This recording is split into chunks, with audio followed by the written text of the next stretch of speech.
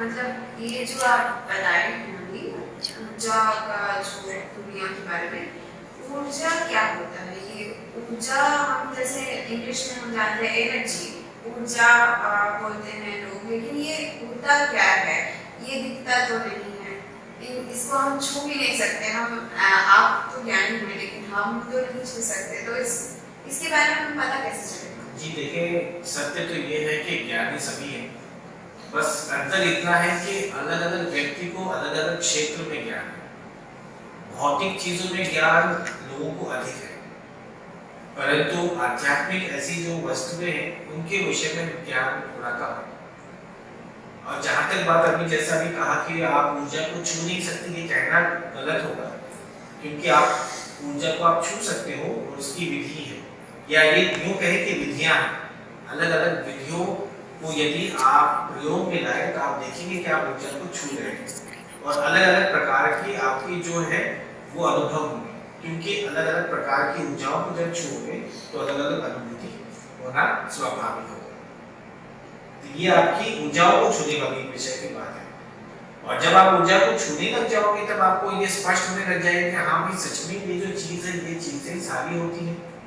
फिर जब आप उस पर कार्य करोगे तब आपको और भी स्पष्ट हो जाएगा कि भाई हम ऊर्जा पर कार्य कर रहे हैं, उसका हमें जो परिणाम है वो शरीर में दिख रहा है या जीवन में दिख रहा है।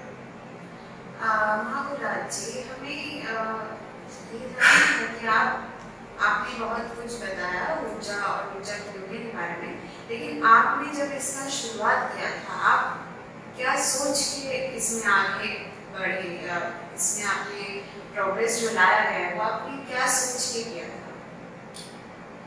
जी देखिए, सत्य तो ये है कि हमें छोटे से ही हमें आध्यात्मिकता बहुत ही पसंद है, हमारा प्रिय था आध्यात्मिकता। और जब हम किशोर अवस्था में पहुंचे, धीरे धीरे फिर हमारी जब उम्र बढ़ने लगी, उसके पश्चात हमारे बहुत सारे ऐसे मित्र थे जो आप हमें कहते थे कि भाई आप यहाँ चलो वहाँ चलो, आप डिस्को में चलो, घूमने जाओ, सब कुछ करो, परंतु हमारा कभी भी कहीं मन नहीं लगता था।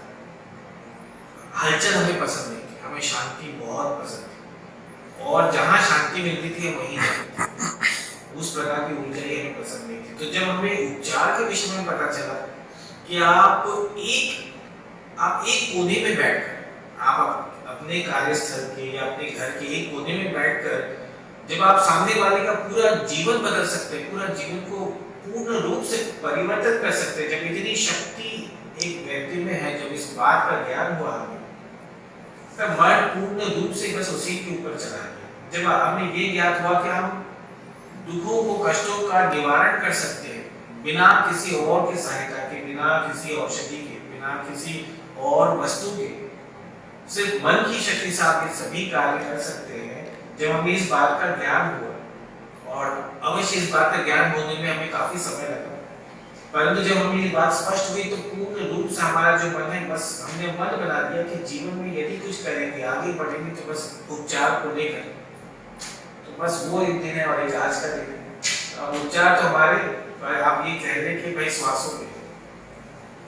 अच्छा, उपचारक बनना आपने बताया बहुत मुश्किल काम है, तो अगर कोई आपकी तरह सोचे, उनका सोच भी आपकी तरह हो, उनको भी आपकी तरह उपचारक बनना हो, तो क्या क्या करना बहुत जरूरी, महत्वपूर्ण तरीके से उनको फॉलो करना चाहिए? देखिए, यदि आप सही मायने में आप यदि अच्छे उपचार करना चाहते हैं तो उस स्थिति में वैसे तो बहुत सारी ऐसी चीजें हैं जिन्हें मानकर चलना आवश्यक है, अनिवार्य है। तो जिसमें से कुछ चीजें हम आपको बताते हैं जो मोटे रूप में है। जो प्रथम है आपका ध्यान, और ये जो आप ध्यान जो आप कर रहे हैं, ये आपका जो सर्वश्रेष्ठ ध्यान है वो वाला ध्यान। दूसरा ध्यान और करके कई लोग ऐसे भी हैं जो अजीब अजीब से वो क्रियाओं में चले जाते हैं, और फिर उनकी जीवन की समस्याएं बढ़ जाती हैं, शरीर की समस्याएं बढ़ जाती हैं, और फिर वो जब फोन करते हैं तो फोन करके कहते हैं भाई मेरी स्थिति पूर्ण रूप से बिगड़ गई है क्योंकि मैंने ऐसा ऐसा ध्यान किया है।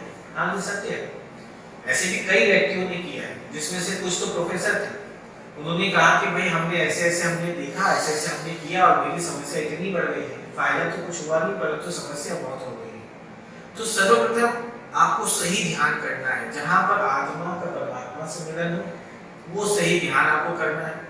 और दूसरा, उसके पश्चात आपको स्व के स्वास्थ्य का आपको ख्याल रखना है। आपको अपने आप को देखना, आपका स्वस्थ आपको रहना आवश्यक है। उसके लिए आप कुछ आसन वगैरह करेंगे। और इसके अलावा जो आपको करना है वो है आपको सत्य बोलना है, आपको अनुचित ऊर्जाओं से दूर रहना है, मांस मच्छी बिल्कुल नहीं खाना है। मांस मच्छी अशुद्ध ऊर्जाएं लाती हैं जो बिल्कुल भी नहीं चलती है, ये आप नहीं कर सकते। इसको पूर्ण रूप से समाप्त करना है, ये आप नहीं कर सकते।